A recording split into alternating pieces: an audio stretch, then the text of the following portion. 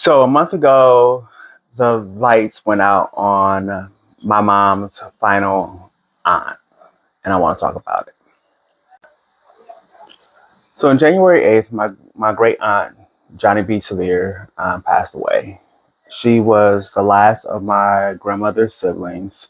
My great grandmother had 11 children that we know of. We know of 8 names. We was not able to get the full history on all of my great grandmother, on all of my grandmother's siblings. Um, we know that at least one of the siblings died before my grandmother was born, um, and we never was able to get the other 3 names from the older siblings. This is a generation that dated back at the time of my Aunt John's death, 112 years. The oldest sibling was that we know of was born back in 1913. Um, like I said, we know of 8 names, and I'll list them on the screen there. We have dug through the public records to try to find the other 3 names. However, with the history of that time, public records wasn't kept properly, and the civil rights era and Jim Crow era, Black people records just wasn't properly kept at that time. So we probably would never find the birth records of those 3 missing siblings. And unfortunately, those names probably have died with the rest of the family. So it was very significant that we mourned the death of not just my aunt, but her entire generation. To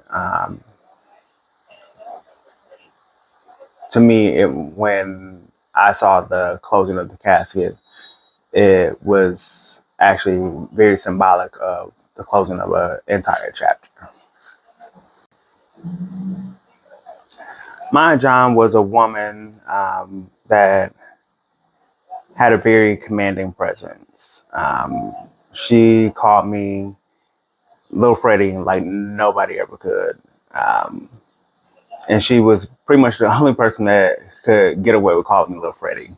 Her daughter Angie, my cousin, she follows in her footsteps and called me Little Freddie as well. But Aunt John is the only one that could ever call me Little Freddie, and she whenever she was in town, and whenever she was in town, no matter where I was, as soon as you heard that Aunt John was in town, you better stop what you was doing and you better get over there and see about her. You better make sure you went and spent some time with her. And the same thing with her sister, Mosetta, when she was alive. Mosetta passed in 2008. Those are 2 women that both of them sweet as pie. But when you heard that they were in town, you stopped what you was doing and you went and you made sure that they laid eyes on you. Miss them both dearly. Them as well as my grandmother. The 3 of them. It's kind of surreal that they're all gone, but I relish in the fact that they are all back together right now, and they're with their mom, and they're looking down on us. And I would like to say that they're proud of the legacy that they left behind. And one thing I would like to think that they're proud of is that before the 3 of them passed, they all loved their family and they all wanted to see their family together. And one thing I started to do back in 2000 is to try to pull this family back together. When my great grandmother was alive, my uncle Illinois and my Aunt John and my Aunt Mosetta, they would pound the pavement. They would shoot down I-57 from St. Louis to Arkansas to see their mother all the time. And Nellie would get up and she would sit on that porch until she saw Noisy's Cadillac come over that hill, and she would wait for him. You know, and she would just sit there and she would wait for him until she saw him come. And Pearlie Mae was pretty much the same way. As soon as she heard that one of her kids coming down the highway to see her, she would get up at 5 o'clock in the morning and be on that porch, or be sitting in that front room waiting until they got there. And she wouldn't go to bed at night until we called her and said, "Hey, Mom, I'm home." And until her dying day, that lady was on her deathbed, and she knew she was dying, but she also knew that she had some kids on the road and would not die until we got to the hospital and whispered in her ear and said, "Grandma, we're here." Once she knew all her babies was off that road, she took her last breath. So them was some strong women, but Nellie, her kids, they did everything they could to go home, and they would go back to Clarendon every year to see their mama, especially in November for her birthday. And when Nellie died in 91, it seemed like that tradition kind of died with her. So in 2000, I started pulling together reunions, and it took a lot out of me to pull that reunion together in 2005. But I did it, and it was the biggest reunion I had ever pulled together. I was kind of sad with how it kind of turned out, because a lot of people took advantage of me with that reunion, but I was glad with the number of people that showed up. And since then, I've been trying to get other reunions together, and they've all fell by the wayside. But I was glad that Pearlie Mae, Johnny, and Mozetta was honored at that reunion. And that's a legacy that I would like to bring back. I would like to continue that legacy. So one thing that a lot of the cousins approached me about at Aunt John's funeral was to bring that back and try to get another reunion going. I didn't make any hard promises, but I did say that as soon as time permit, I would do what I can to start working on pulling another reunion together. But it's going to take everybody's commitment, and it's all for the legacy of Miss Nellie Rose and Miss Pearlie Mae Teague and Miss Johnny B. Samir and Miss Mozetta Perry and all of their siblings that went on before them, and that entire generation.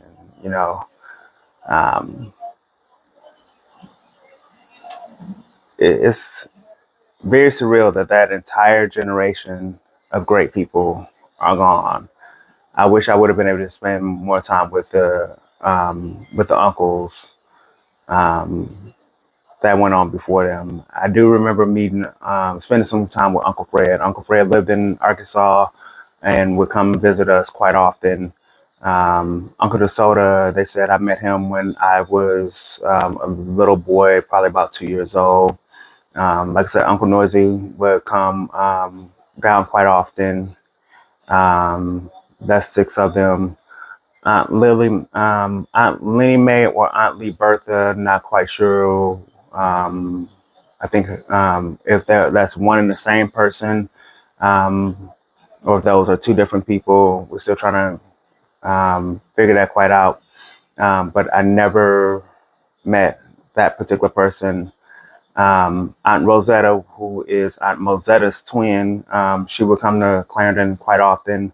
She lived in Texas. Her and her husband, Eunice, would come over quite often. I did meet her and spend quite a bit of time with her. but not nearly as much as a 5 or 6 year old little boy could. Um, but the other three siblings, like I said, we don't know their names, and would love to have um, as much some information on them if we could. Um, like I said, we do know that there is a ninth sibling that died when Uncle Noisy and all Uncle Noisy, the twins, Mosetta and Rosetta, were little. I think Uncle D was born around that time, but we know for sure Grandma Pearl and Aunt John was not born at the time when that sibling died. But the other two, um, we don't know when they were born or around what decade they were born. We know that they were probably younger than um, the twins. Lenny Mae / Lee Bertha, I'm thinking they are one and the same because we knew forever the person being known as Lenny Mae. However, the person that we knew as her daughter, Melba Buckley, aka Deanie, died February of 2023, I believe it was. I found her obituary on the internet, and her obituary listed her mother's name as Lee Bertha. So if Lenny Mae and Lee Bertha is the same person, then that's that. But something tells me that Lenny Mae and Lee Bertha might be two different people. That's something that maybe our cousins in the Bearden, Camden area, where the family kind of originated, may be able to help us decipher. I don't know.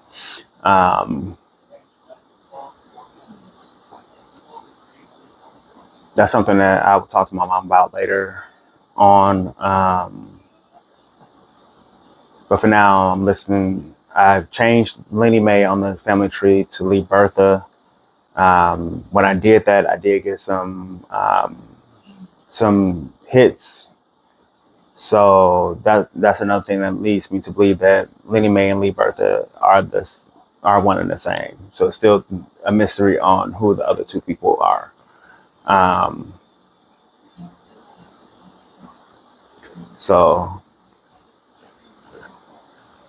But yeah, it's very surreal that that entire generation is gone. We do want to pull together another reunion for the entire, at least the Nellie Rhodes branch of the Jackson family tree. Then, and when I say Jackson, Jacksons cover a huge area. We're speaking of Joe and Mary Jackson. Joe Jackson was my great grandfather, and his wife was Mary Gregory. I can trace my family roots back to the early 1850s through Ancestry.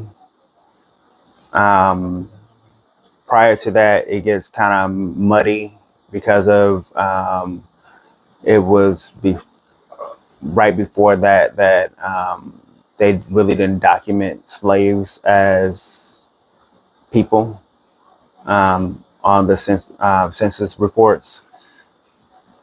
I know we were in Arkansas, Tennessee, Virginia, and I want to say North Carolina. I have to do some more research of the tree and write some notes down and do a different video on some more of the history.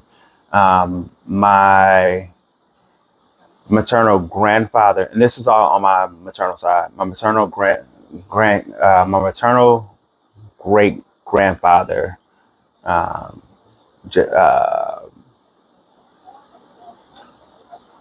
Mr. Rhodes. He was believed to be a runaway slave who did not know he was free at the time that he married my grandmother. Um, so we don't really know what his birth first name was. Um, it might have been Perlis.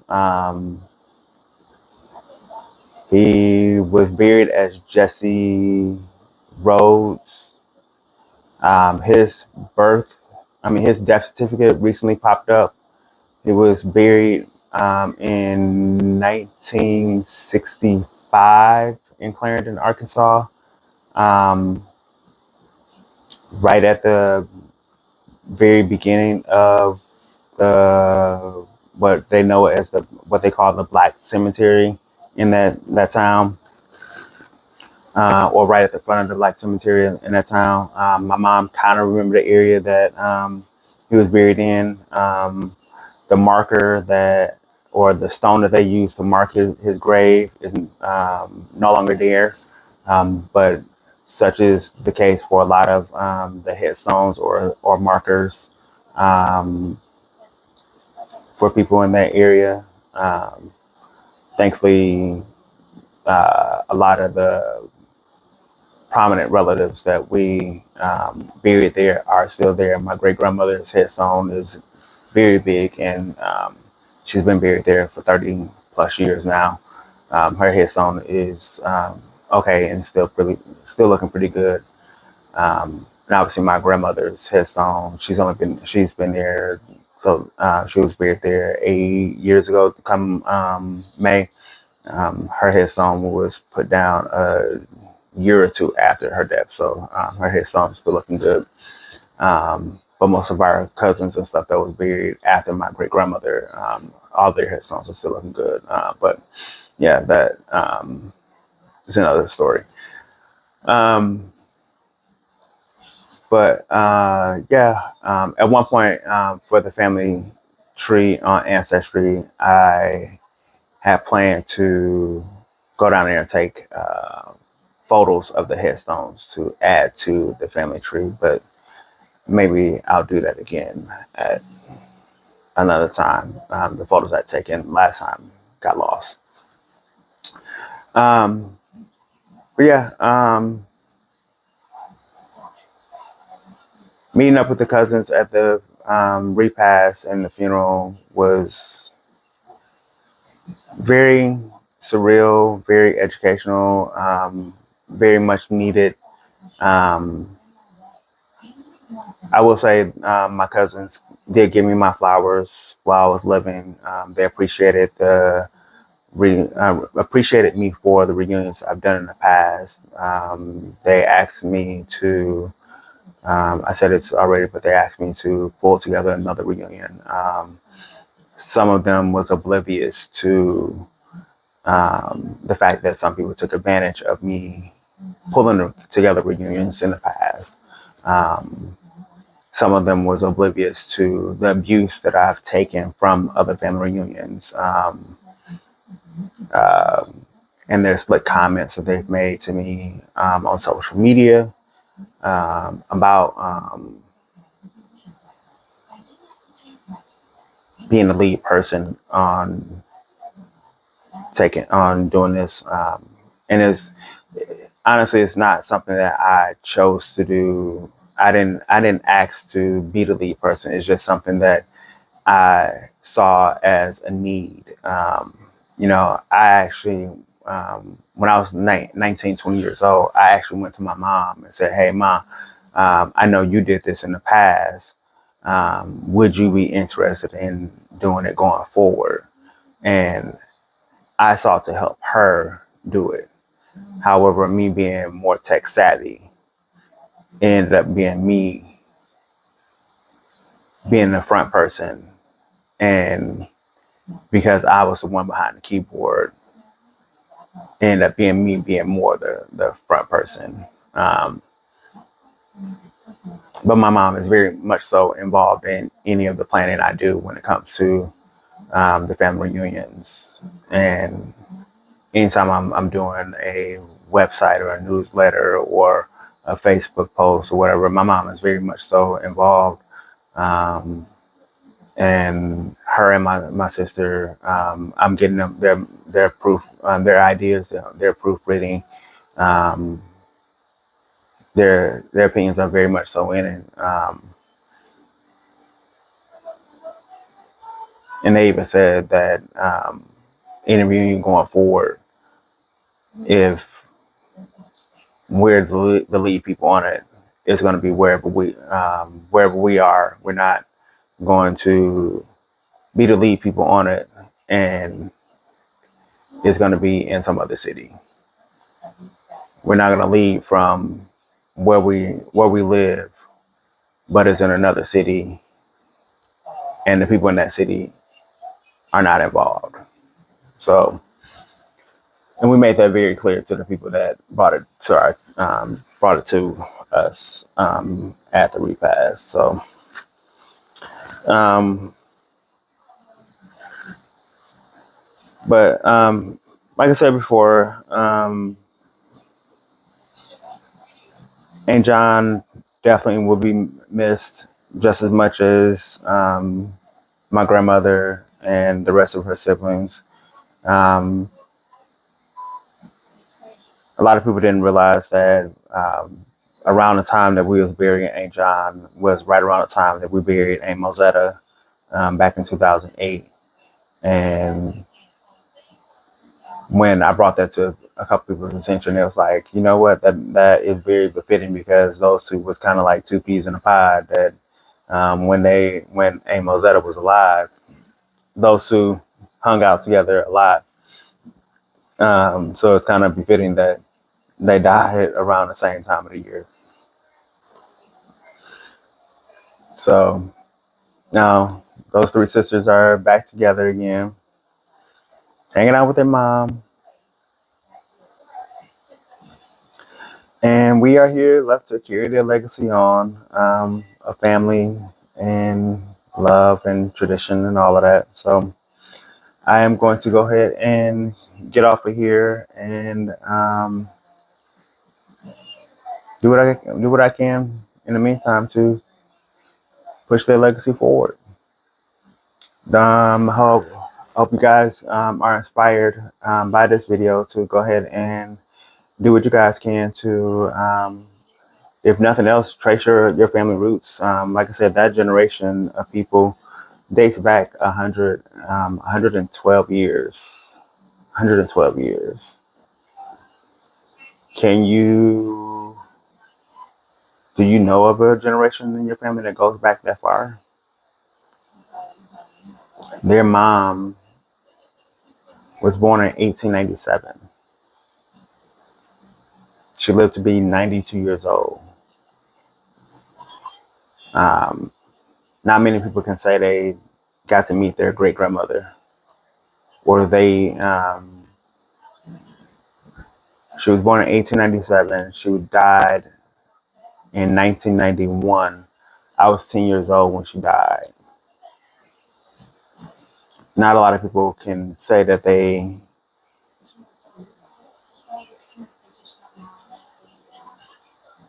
was able to meet their great grandmother, especially if they was born in the 1800s.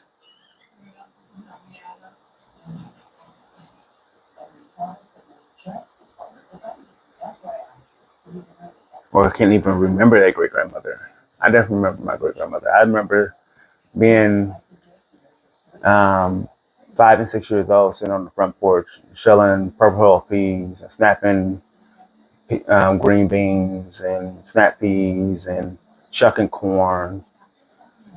And I remember how excited both my grandmothers would be when the local farmers would drive past, and they would run out to the truck and buy a bushel of this, a bushel of that, buy a couple watermelons, and um, neighbors would come and say, "Hey, this farmer's letting us come out and get greens out the field." And my grandmother and I would jump in the neighbor's car, and we'll go out to the field and get as many greens as we can carry, and come back to the house and clean them and wash them and cook them and all type of stuff. Growing up in the South, we probably wouldn't do that today, but that's what we did in the late '80s, 1986, '87 ish. A lot of people don't have those kind of memories, but I remember that. Like I said, um, I was 5 and 6 years old, 7 years old. 'Cause we left Clarendon when I was 7. We left December of 1988. I was 7 years old when we left. That's a long time ago. I'm 40. I just turned 44 in January, and I still remember that kind of stuff. That's wow. That's wow. And Grandma Nellie was not a lady of a lot of words. She would sit on that porch with her cane, and I don't remember her saying a whole lot. They said she would talk a lot, but I don't remember her saying a whole lot. I have pictures of her, and she had a commanding presence, just like her daughters, but I don't remember her saying a whole lot. She had long, flowing gray hair that I remember us. She would let us comb or brush, and if I remember correctly, it went down to at least the middle of her back. Um, they said she had Cherokee in her blood. However, when I did my ancestry, I did the MyHeritage. I need to go ahead and order the Ancestry.com. Maybe that would show different results, but the MyHeritage shows no Indian at all. But my family swears that we have Indian in our blood. Um, like I said, my ancestry might show different, but MyHeritage did not show anything. Um, and it's very, very well possible because when I look at the ancestry records, we are from those deep parts of the South Arkansas, where there was a lot of Cherokee and I'm probably gonna mess it up. I want to say Sycamore tribe. I probably messed up the tribe name, but a lot of Cherokee, a lot of I think Sycamore is how you say it. Tribe in Arkansas, um,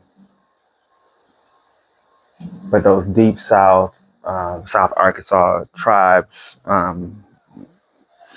and then by the time my grandmother was born, we migrated to northern Arkansas. Um, so it's possible that we could have Indian roots, but I need more people in the family to possibly take the ancestry test to maybe for it to detect the roots. I don't know. I don't know. I don't know. But anyway, but before I keep rambling, I'm go ahead and close out here and get ready to go on and do some other things. Um, Hopefully, this inspired you to do some ancestry checks of your own. If you haven't started looking into your own family tree, hopefully this would inspire you to look into your ancestry roots and learn things about you and your family for yourself. Don't listen to the naysayers that don't do these things for themselves. I had one cousin when I asked her for her kids. Um, names and date of birth to update her dad's branch of the tree, telling me that she didn't want to provide the information because that was a form of identity theft. I didn't have the strength or energy to argue with her because it's not my job to educate you on that information. If you don't want to look into it for yourself, I'm not going to educate you on it. It is what it is. You believe it's identity theft, I'm going to let you run with it until you can educate yourself on it and whatever. But what I will say is that anything that's public record will eventually pop up on the family tree. So all I need is your name and your date of birth, and eventually the record is going to pop up. And to prove that the same cousins that just buried their mom,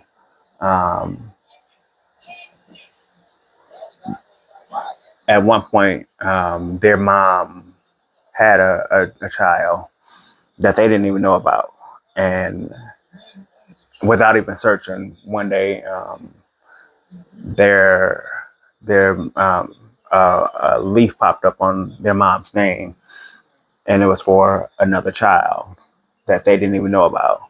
But by this time, Aunt John had dementia to the point that she could barely remember them. So when I saw the record, I screenshotted it, sent it to my cousin Angie, and asked her if she knew about it. She never got back to me, but I'm assuming that based on conversations that was had at the repast, I assume that they discussed it amongst themselves and determined that there must have been a sibling that they didn't know about because the sibling's name was listed in the obituary. And